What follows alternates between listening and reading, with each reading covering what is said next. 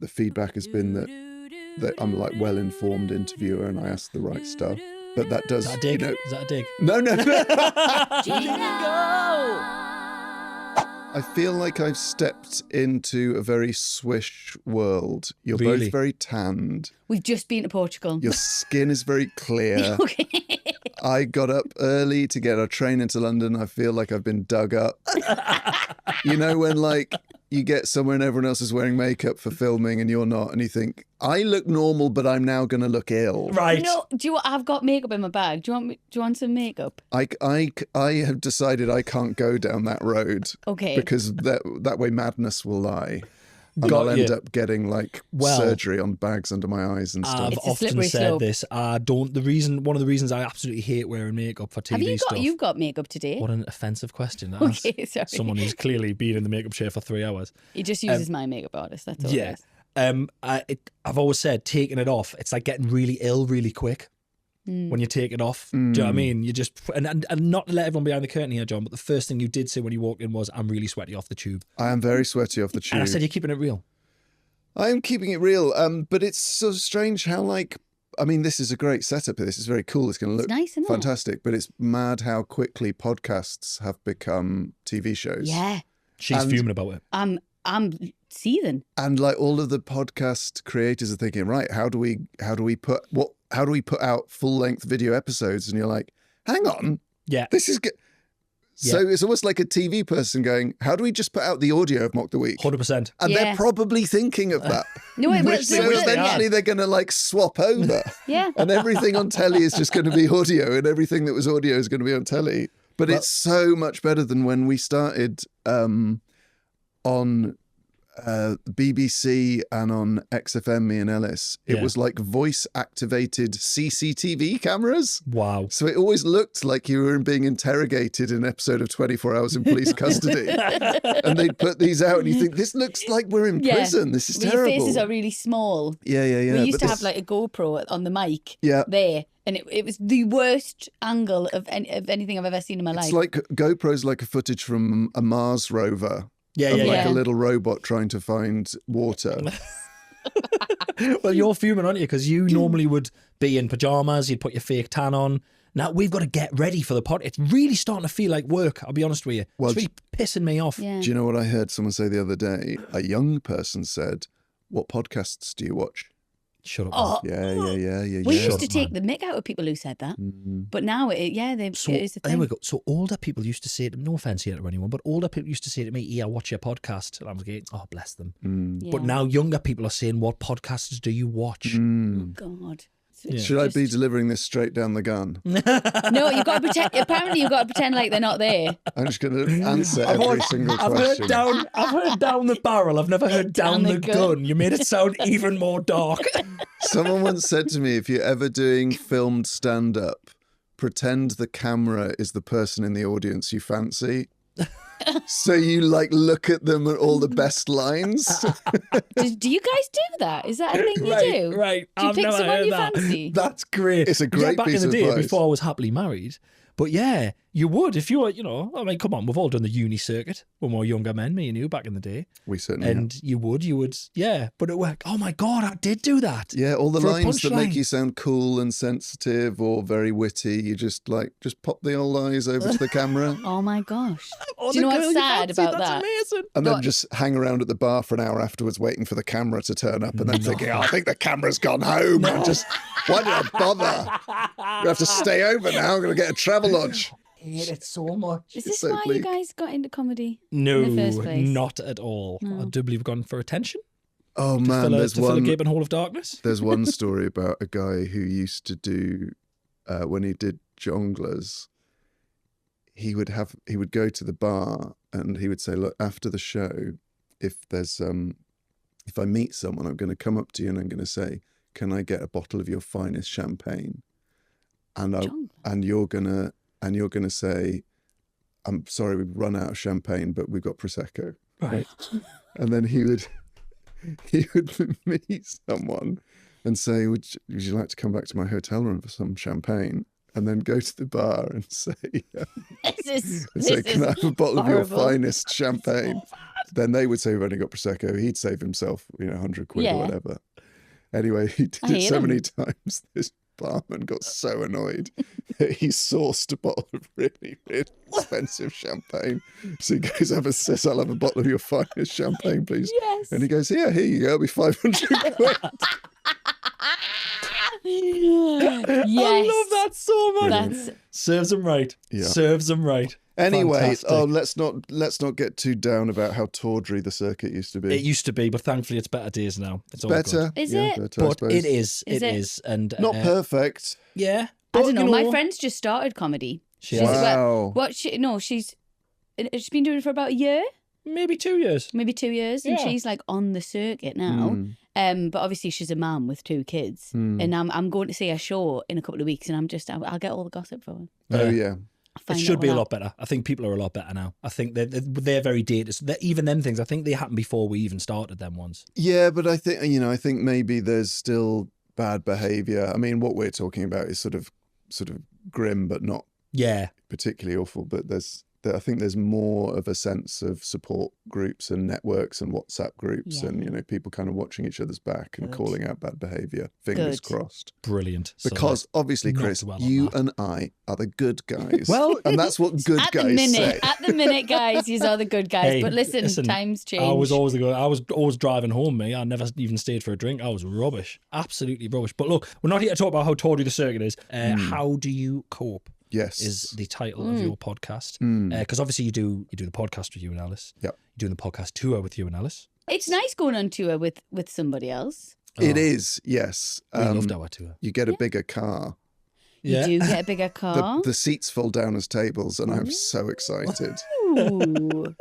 We're going to take double Uno. Well, I'm going to take lots of books about trauma to read as research for my other podcast. And we're back on track. So, your other podcast. Yes. How do you cope?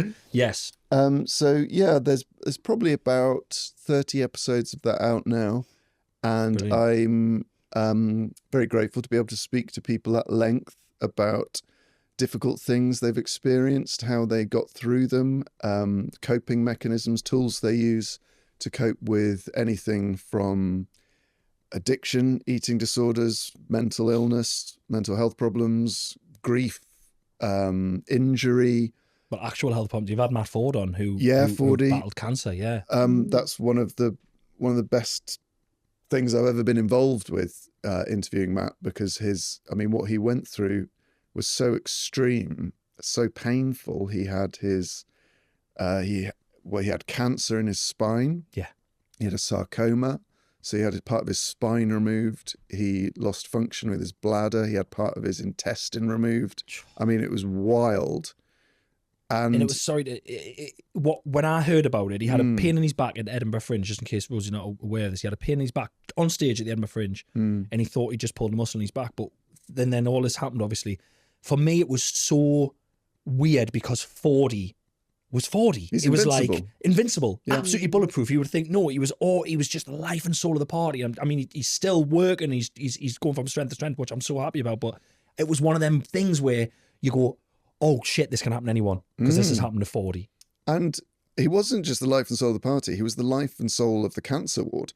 We were joking. Well, it made him laugh, but like he was cheering me up.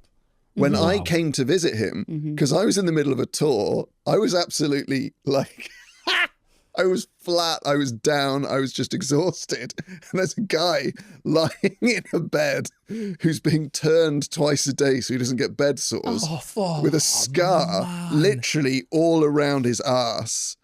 And he's going, cheer her up. Things could be worse.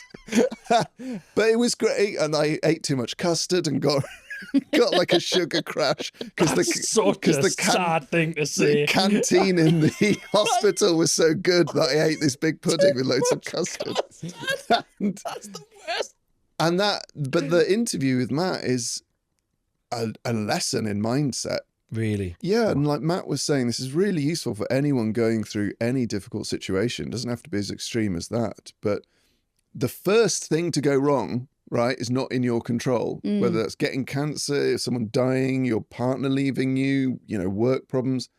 But the second thing you do have control of is how you react to it. And that's not to say that everyone, you know, who gets diagnosed with cancer should feel pressure to suddenly be like skipping down the street or whatever. Yeah. But it's like, there's a phrase in that I heard in recovery is choose your hard. Choose what's hard for you.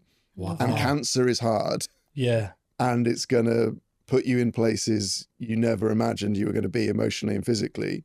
So don't do your best to like not add on extra stress. And I think a lot of what Matt was saying is a lot of people who've experienced cancer in themselves find that they are the ones sort of G'ing up their family. Yeah.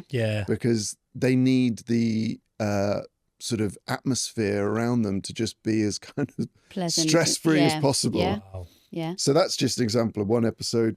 I also interviewed Amanda Knox, who you guys will remember very much like in the news when we were at uni, who was wrongfully convicted of the murder of a student in Italy. Yeah. And she went to prison for... Yeah, you might see the Netflix documentary. I love true crime. I've listened to all the kind of true crime podcasts, so yeah, I know a lot about that. So chatting to her was wild. I mean, you've got, Sophie Willen, Joe Wicks, Alistair Campbell, Rosie Jones, Matt Ford, Anton Ferdinand, Leslie Ash, Amanda Knox. I mean, incredible list of names there. And yeah, I mean, Sophie Willen's got an incredible past as well. Yes. We've all seen Alma's Not Normal. Oh, yeah. And it's based on her life. A show that is. Such a good show, isn't it? Yeah. Amazing show. It's masterful. Yeah. And what it captures is how frustrating, exhausting, and funny mental illness is. Like there are funny elements in that you know have come from someone who has lived experience of that situation. You can always tell that when you're watching anything like that, you can always go, so that happened to someone. Just any situation in a sitcom or anything like that, you go, I know that's come from truth. You can just tell, you can feel it, you almost taste it when you're laughing at it. Do you know what I mean? Yes. Because it's absurd. You go from the just the most stressful, infuriating, painful moments to moments of complete absurdity and ridiculousness. And that's what that captures. And chatting to Sophie about her experience of growing up in the care system and getting her, which is in Alma's Not Normal, is getting her file from the authorities and just suddenly finding out all this stuff, and about her sort of therapy journey and how she's managed to cope with that through getting therapy. So yeah, I mean, it's heavy at times, but it sort of has to be because the stuff is serious. Life is heavy. But there's also like much more laughter than you would expect. Yeah. Because there are moments where you're like, you have to laugh. You absolutely do. Yeah. And it's really great to be able to speak to people at length, because I think even though, you know, we film it and we release clips on social media, there's such a pressure now to have everything in 90 seconds. Yeah. And when you're sometimes less, mate. Yeah. And when you're talking about wellness or therapy or trauma, if you put something in like a 60-second clip, it ends up sounding really glib because you're just chucking in loads of jargon. So you're just saying, you've got to be the real you. Yeah. And it's like, what does that mean? What's the process of that? Who am I? Yeah. That's not something you can really get into a 60-second clip. Yeah. So to be able to talk to someone for an hour and 20, I think Amanda Knox was, is I feel very lucky to be able to do that. Was it good for you? Has it been a good process for you personally? I don't know whether I am slightly anal about this, but if someone's got like a book or 2 books or 3 books, I have to have read them all before I interview them, because I'm sort of like, they're being so generous with their time and how candid they're talking that I feel I owe it to that process to read all the stuff. Yeah. And what that means is I feel very well prepared. So I've got lots of good questions, and people, you know, the feedback has been that I'm like well-informed interviewer and I ask the right stuff. But that does, Is that a dig? you know, Is that a dig? No, no, no. No, that's a very good question that you've asked. But it's like, No, I just think sometimes. how do you read 3 books quickly? You can't. So it takes a long Take me a time. year. But not just that. I'm a kind of person where if I take on a lot of people's things. I know you are not that person. No disrespect. You're a lovely man. People tell her stuff. But people tell. I don't know why. But then I take it all on, and then sometimes it can be really heavy. Yeah. It can weigh heavy on you. So I'm always sort of in the world of something quite full on, whether it's reading or interviewing or writing the questions. However, I am lucky in that at time of going to press, I don't have kids. I'm not in a relationship. You know, this is a positive spin. So I have time to decompress. Yeah. And I think, you know, even if it's getting back from a recording at 8 PM, I come home, I put on some ambient music, I do like word games or crosswords. Nice. I just have like an hour to like go on standby. Nice. Whereas I think if I was coming back and I was making dinner for my kids and I was, or like caring for someone or whatever the stresses and strains of life are, I would find it difficult. But I get out of it as much as I put in, and I have learnt a lot. And there are things people have talked about that really, really helped me. That's good. Nice. So that's good, yeah. That's good. I will listen. I'm going to listen. 100%. Because you won the Edinburgh Comedy Award for a show. My blushes. Yeah. Chris. I'll fix that. Sorry, you shared winning the Edinburgh Comedy Award. With Hannah Gadsby. You and Hannah Gadsby won Yes. same year. Yeah. And that was for a show all about your mental health. Yeah. That was a show about, well, I'm writing a book at the minute, which I can talk about. Yeah. Which is a book about alcohol, a book about my life sort of through alcohol, because I've been sober for 2.5 years. Well Congrats. done. Well done. And that show was ostensibly like, how low can you go and still laugh at it? That was sort of the theme of that show. And I really enjoyed the writing process, because it was like, okay, here's 10 of the worst, maddest things that have happened to you and you've done. What's funny about them? And that's a really nice challenge as a comedian and as a writer and someone who likes, you know, getting involved in getting your fingers dirty in the stuff of life.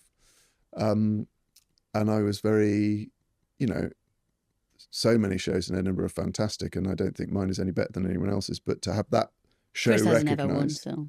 I got You nominated. got nominated? Thank you, John knows. See? Yeah, you got the nod. He's read my 3 books that I've released about being nominated and not winning. Call it the Bitterness Trilogy.